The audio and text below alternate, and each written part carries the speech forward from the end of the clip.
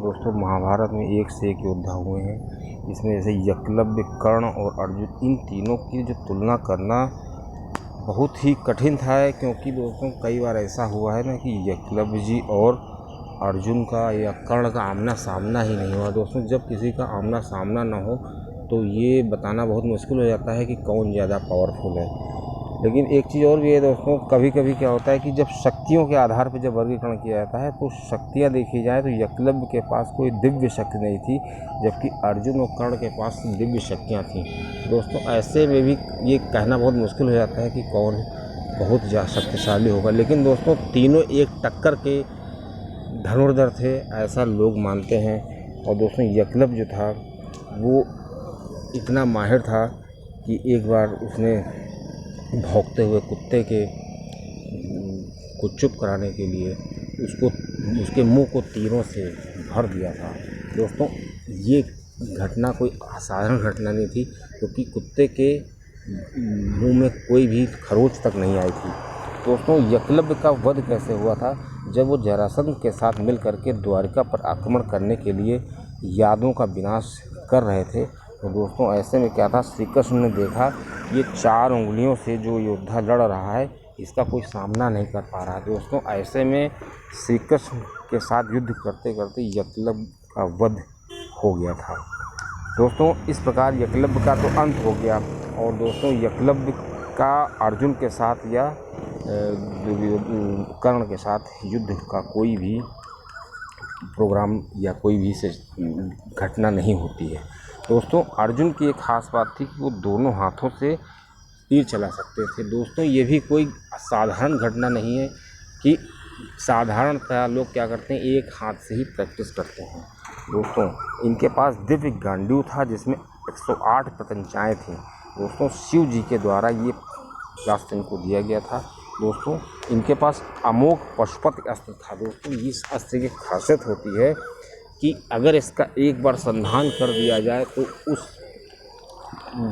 Topic की जहाँ पे इसका संधान किया जाता है उसकी मृत्यु निश्चित है। और दोस्तों इनके पास शिव कवच था, श्री आग्नेयास्त्र था, श्री अर्जुन जी के पास रौद्रास्त्र, श्री वैष्णवास्त्र भी था। दोस्तों प्रजापति ब्रह्मा द्वारा दिया गया इनके पास ब्रह्मास्त्र था। और दोस्तों अर्जुन के पास सबसे दिव्य जो अस्त्र था वो ब्रह्मशीर अस्त्र था। दोस्तों ये इनको अपराजेय बना देता था। दोस्तों इसी की वजह से कहा जा सकता है कि ये अपराजेय थे।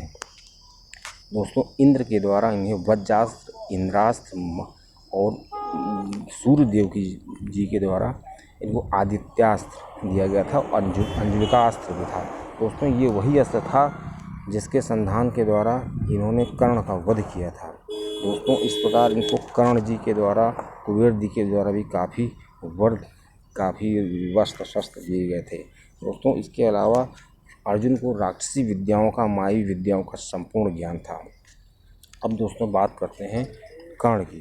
दोस्तों कर्ण जो था उसकी सबसे अच्छी खास बात ये थी कि उनके गुरु श्री स्वयं परशुराम जी थे। दोस्तों जिसके गुरु स्वयं परशुराम जी हों वो पराक्रमी होगा, इसमें कोई शक नहीं है। दोस्तों श्री कर्ण के पास विजय धनुष था और कई दिव्यास्त्रों का संधान वो उस धनुष से एक साथ कर सकते थे।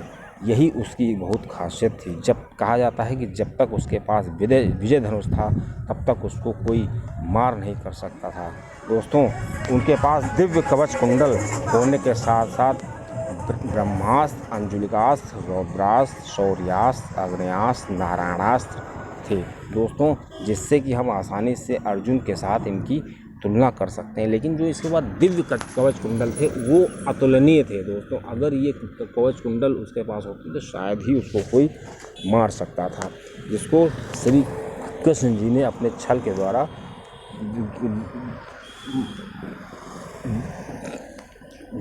मंगवा लिया था। दोस्तों इसके बदले में इंद्र जी ने उनको अमोघ शक्ति दे दी थी। दोस्तों इंद्र द्वारा दिया गया अमोघ वासुकी शक्ति भी थी इनके पास, जिसका प्रयोग इन्होंने अर्जुन के ऊपर किया था, लेकिन श्री कृष्ण जी की कृपा के द्वारा उस अस्त्र से ये बच गए थे।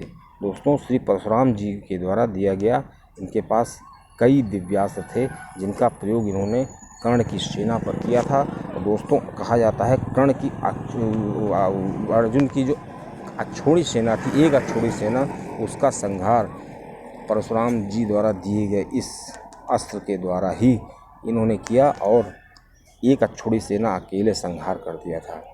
दोस्तों कर्ण व अर्जुन का मुकाबला कई बार हुआ।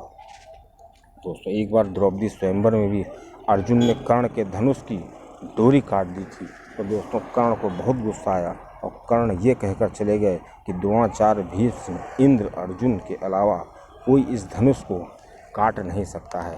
तो दोस्तों ऐसे में कई बार इनका सामना हुआ। और दोस्तों महाभारत के कर्ण और अर्जुन को अश्वसेन नामक इसकी सहायता की थी, जिससे अश्वसेन नामक जो ये अस्त्र था, जब उसका संधान हुआ तो उसकी काट थी।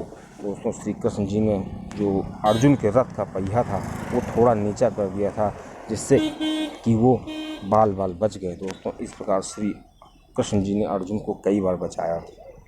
दोस्तों अर्जुन ने कर्ण के सामने ही उसके भाई व कई पुत्रों का वध कर दिया था। दोस्तों इससे पता चलता है कि कर्ण और अर्जुन में अर्जुन के पास दिव्य शक्तियाँ और उसके पास जो हिम्मत थी वो ज़्यादा थी।